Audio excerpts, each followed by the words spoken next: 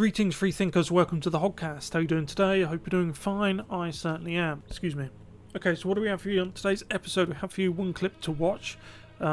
Listen, if every member of every school board you can think of, was like this guy, especially in urban areas, Democrat areas, big cities, public schools, you wouldn't have half as many problems, in my opinion, as you do at the moment, This is a clip from North Carolina. This guy here, he's speaking to the school board and he's giving his opinions on what he thinks is wrong, especially within his community. It's good to hear his take. And I want to show you it. So we'll get into the video now. If you haven't yet though, please like the video, subscribe to the Hoggcast, hit the notification bell and share the video around if you find the video informative. Okay, let's go. The reality is this: God is going to judge every last one of you for decisions that are made on behalf of children. You know, this past year we spent $1 million on a diversity office. And how did that benefit black children? How did it benefit children in general?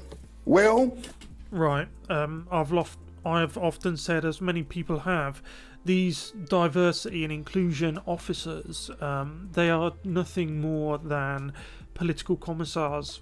Okay, when you break it down past the woke talking points, past the job description, essentially it's to enforce a particular point of view in the workplace. I'm sure you've seen, if you've been at a place where they have them, I'm sure you know what I'm talking about. I've only been at one place where they do. This one person had like these two acolytes, and she just walked around like she owned the place. Provided no value. I don't see the value. You're not producing anything, you're not growing anything, manufacturing anything, transporting anything. You're not doing anything that contributes or benefits the community in any way. And this is his point. They spent all of that money on this diversity hire, the political commissar, when they could have spent it on something else, like after school projects, for example, or anything other than what they spent it on. 78% of 3rd through 8th grade black students are not proficient in math in Wake County. We're wasting taxpayer dollars putting money towards this diversity office that's not benefiting those who need it the most. 66% of 3rd through 8th grade students are not proficient in reading. Black students, they're not reading on grade level.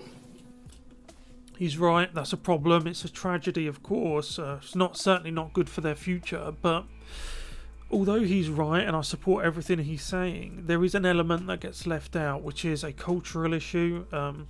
It's often seen as they tend to generally prefer gangster rap type, thug type kind of culture. Sorry if that sounds like an overgeneralization, but it is usually true.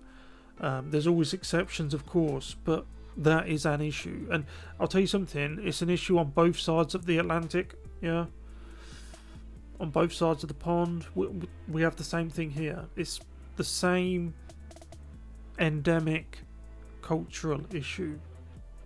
They're not performing mathematically, and they're not going to be able to get jobs in the fields like STEM. But we're wasting money on a diversity, equity, and inclusion office while we are failing black students in the name of diversity. You know, in the Jim Crow era, black students were locked out of the public school system. But today they are trapped in. That is a fantastic observation. I haven't really got anything else to add on to what he just said, but I just wanted to point out that I thought that was actually the clincher when I was looking for something to make a video about, something culture war related. I saw that, I was watching through the video, and when he said that, I thought, yeah, I've just got to show you guys that because it was such a good point, good observation. And many of these students need options. They need school choice. They need the opportunity to take their taxpayer dollars and take it to school systems that will benefit them and support them and educate them. And as we talk about inclusion and making sure that the trans student feels comfortable and the queer student feels comfortable, what does that have to do with reading, writing, and arithmetic? As we are teaching cultural Marxism and grooming children to be the next pervert, we are damaging our kids in this public school system. And he's right. Oh, it's almost finished anyway. It needs to stop. Yeah, he's right. That end point is right. And this is the thing, like a lot of the normies, yeah, it's hard to win them over sometimes because it's like the old saying goes, it's easier to... How does it go? It's easier to lie to someone than to convince someone that they've been lied to. Something along those lines. I'm probably misquoting it, but that's what I'm talking about, yeah?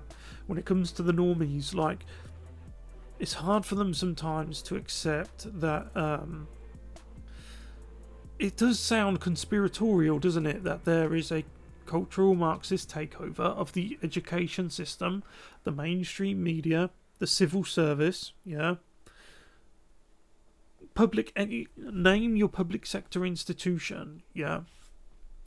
Academia, also, and worryingly now they're starting on the military and the police. That's the final frontier, yeah. You should not allow that to happen. But it's hard for them sometimes to wrap their head around that, yeah. But it's true all the same, right? And he's right in what he says. Anyway, look, I'll leave it there. Let me know what you guys think about this in the comment section below. Thank you very much for watching. I'll see you in the next one. Goodbye.